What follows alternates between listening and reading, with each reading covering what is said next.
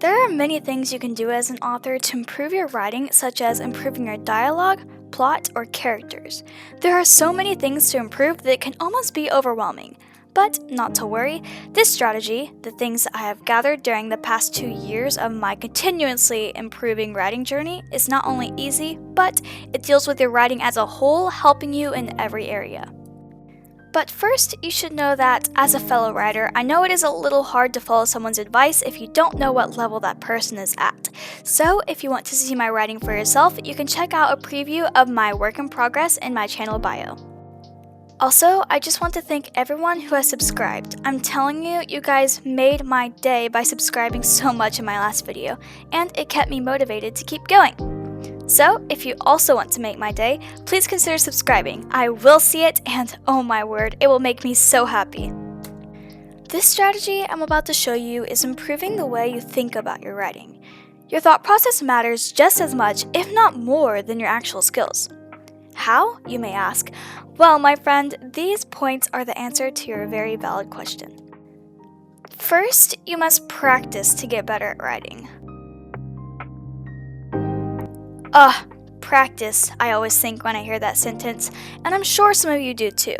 But aren't you here because you enjoy creative writing? Or at least you're just interested in it. That is what all of this is about, doing what you enjoy, living in that luxurious world you've created in your head, even if just for a little while, and writing the stories that you want to read. If you don't enjoy what you're writing, try something new in your story. You don't have to start a whole new book. When you write your story and have fun with it, not only will it help you stay motivated to keep writing, but if you enjoy it, that most likely means that others will enjoy it too. As long as you enjoy it, your flaws don't really matter, though I can assure you any flaw you tell me cannot be worse than having a boring book that the author didn't enjoy writing. One of the most important things in writing, regardless of genre, is emotion. Emotion is what makes stories interesting, captivating, and more personal. One of my favorite ways to write emotion that also inspires me to write is by taking emotion from real-life events and writing it on steroids. Try it, it's quite fun actually. Sometimes getting too technical with your writing can cause a lot of harm and distress. I noticed when I first began writing, I did it for fun, including lots of Easter eggs in my first story that only my close friends would find, even though the timeline and writing as a whole was far from perfect. But the most important thing was that I loved it, and they did too. You may read through pieces of your story and think that your style is horrible compared to other writers, but it may not be as horrible as you think. So, remember to trust your gut and go with your own writing style until you finish. I promise it will be worth it. There are so many rules that influencers will try to tell you. For example, they say that books should be at least 50,000 words, or that your story has to follow a perfect plot diagram. But honestly, forget about that. Make your story 1 chapter long, give it 2 climaxes, and screw grammar rules. Leave every single word uncapitalized, or even add too many commas if that makes sense for your story. But not too many. It adds personality and creates a book that your readers will never forget.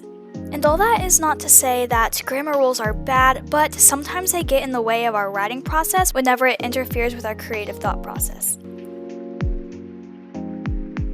One thing that always causes me a bit of distress when it comes to writing is time.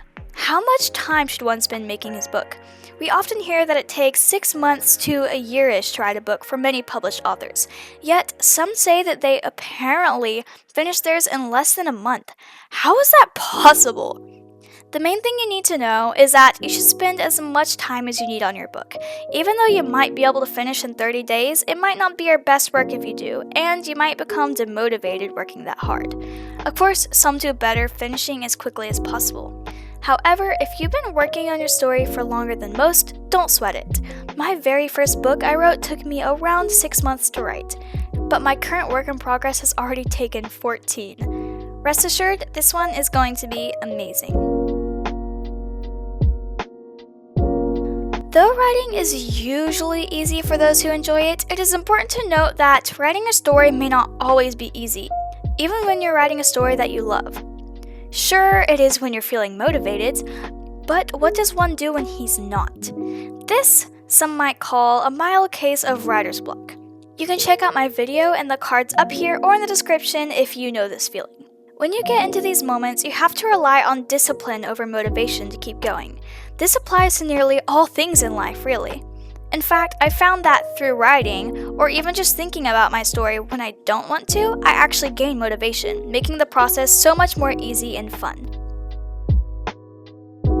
Remember this though, even with many so-called flaws, your story will be amazing when you finish it. But you can never have a good book until you finish it. So make sure that you have it set into your mind that you will finish your book no matter how long it takes.